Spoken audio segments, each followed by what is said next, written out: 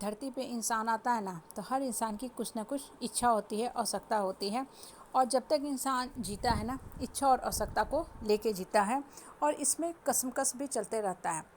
इंसान की हर इच्छा पूरी नहीं होती है। धरती पे कोई ऐसा एक आदमी नहीं मिलेगा जो ये बोलेगा कि मैंने ये मनोकामना मांगी थी, ये इच्छा की थी, इस इच्छा की पूर्ति के लिए हम इस भगवान के देवी देवता के यहाँ गए थे और मेरी पूरी हो गई। ऐसा नहीं होता है, किसी की नहीं होती है। लेकिन फिर भी हम इच्छा रखना नहीं छोड़ते हैं, क्योंकि ये एक नेचुरल प्रोसेस है, प्रक्रिया है। जब तक इंसान धरती पे है वो इच्छा रखेगा ही रखेगा।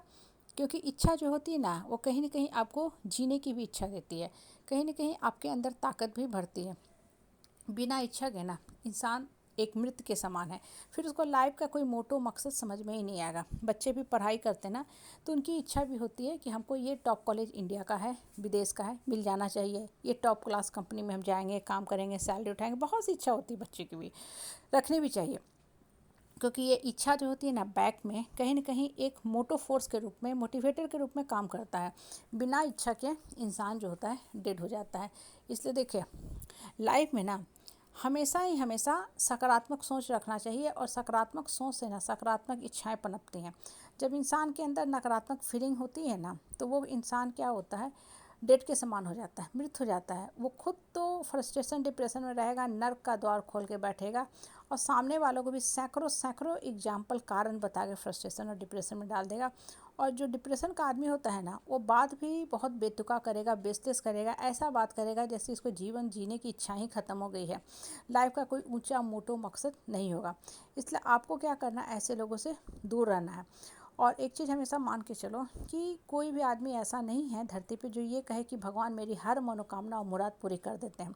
लेकिन इसका मतलब ये नहीं कि आप भी एकदम इच्छा रखना छोड़ दो, एकदम संत बन जाओ, बुद्ध बन जाओ, सब त्याग दो, वन में चले जाओ। नहीं, बुद्ध बनना चाहिए क्वालिटी वाइज, कि हम सबका कल्याण करेंगे, सबके बारे में अच्छा सोचेंगे, अपना भी कल्याण करेंगे। मतलब जो जो नेक कर्म है वो हम करेंगे, साथ के साथ अपनी इच्छाएं भी रखेंगे। इच्छा पूरी होगी, बहुत अच्छी बात है, भगवान को थैंक्स कहेंगे। नहीं पूरी हुई तब भी हम भगवान को थैंक्स कहेंगे कि भगवान मेरी ये इच्छा पूरी नहीं हुई, लेकिन तुमने बहुत कुछ सिखा दिया, बहुत कुछ मुझे सिखा दिया, ज्ञान दे दिया, मेरे मन के फाटक को खोल दिया।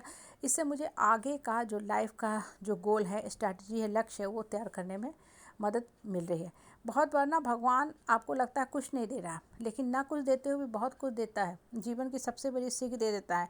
आपका मन और आत्मा खुल जाती है, मन और आत्मा मजबूत हो जाती है। मन जो होता है ना, अंतर मन अपने आप से कनेक्ट हो जाता है। आप अपने आप से कनेक्ट हो जाते हैं, अपने आप को पहचानने लगते हैं। अभी तक आप बाहर वालों को, गैरों को, इसको उसको सबको पकड़े हुए थे, सिर्फ अपने आप को छोड़ के।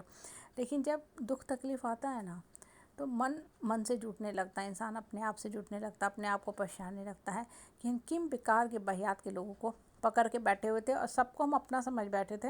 अभी पता चला कि मेरा अपना इस धरती पे कोई नहीं है, हम सिर्फ अपने लिए काफ़ी हैं। इसलिए हमको अपनी सारी लाइफ की रिस्पॉन्सिबिलिटी अकेले उठानी है। और इच्छा रखते हुए किसी भी इंसान का ना 100% परफेक्ट स्कोरर ना लाइफ होता है, ना उसका 100% कर्म होता है, ना 100% इच्छाएं पूरी होती हैं। क्योंकि ह्यूमन बीइंग है, ह्यूमन बीइंग है तो भाई गलती करेंगे ही करेंगे। यहाँ श्री राम आए इंसान के रूप में, श्री कृष्ण आए, समय समय पे बहुत से देवी देवता आते हैं धरती पे। सब कुछ ना कुछ गलती करके ही जाते हैं, इसलिए उनको भी सज़ा मिलती है।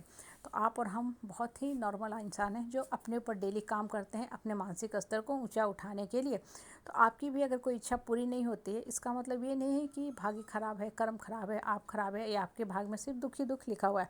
बहुत बार होता है ना कि इच्छा नहीं पूरी होती है तो हम सबको कोसने लगते हैं, इसको उसको, पूरे जग को। इन द मीन टाइम होता क्या कि और अपना जीवन हम ख़राब करने लगते हैं। क्योंकि जितना ज़्यादा कोसोगे ना, जीवन बर्बाद होगा। इसलिए मन को खुश रखने का कोशिश करो, अंतर मन को प्रसन्नचित रखो। मन जब प्रसन्नचित रहता है ना, तो मन के अंदर से सकारात्मक सोच का एक सृजन शुरू होता है। एक सकारात्मक सोच की एक फव्वार निकलती है, गंगा निकलती है, और ये आपको लाइफ में आगे बढ़ने के लिए मोटिवेट करती है। इच्छा होना बहुत ज़रूरी है। बिना इच्छा के ना लाइफ ही मीनिंगलेस हो जाएगा। हर इंसान को, खासकर स्टूडेंट एज में बच्चे की भी इच्छा होती है, और ये इच्छा उसको एक मोटिवेटर के रूप में, उत्प्रेरक के रूप में बढ़ने के लिए हमेशा प्रेरित करता है। हालांकि बहुत बार बच्चों को भी निराशा हाथ लगती है, लेकिन निराशा या कुंठा का मतलब ये नहीं है हम खा के पी के सो के लटक जाए।